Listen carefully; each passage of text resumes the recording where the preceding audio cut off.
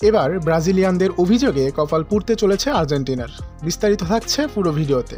Buenos Aires, March 2025। আর্জেন্টিনার football মাঠে ঘটে গেল এক ইতিহাস। বিশ্বকাপ বাছাই পর্বে ব্রাজিলকে 4-1 গোলে উড়িয়ে দিল লিওনেল মেসির দল। কিন্তু এই জয়টা এখন বিতর্কের মুখে। ম্যাচ শেষে ব্রাজিলিয়ান সমর্থকদের দাবি মাঠে শুধু গোলই হয়নি, গ্যালারি থেকে উঠে এসেছে বর্ণবাদী স্লোগান। আর্জেন্টিনার কিছু সমর্থক নাকি ব্রাজিলিয়ানদের উদ্দেশ্য করে এমন ভাষা ব্যবহার করেছে, যা কোনোভাবেই মেনে নেওয়া যায় না। ব্রাজিলিয়ান ফুটবল কনফেডারেশন অর্থাৎ সিভিএফ বিষয়টি একেবারেই হালকাভাবে নিচ্ছেন না।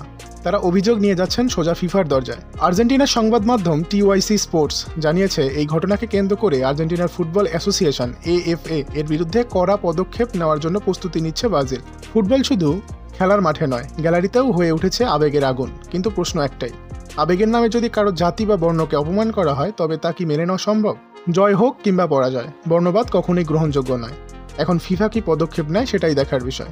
আপনার মতামত কি? সত্যি কি গ্যালারিতে এমন কিছু ঘটেছিল, নাকি এটা হারের পর হতাশ ব্রাজিলিয়ানদের অভিযোগ? নিচে কমেন্টে জানিয়ে দিন আপনার মতামত। আর ফুটবলের সর্বশেষ খবর পেতে সাবস্ক্রাইব করুন আমাদের চ্যানেলটিকে।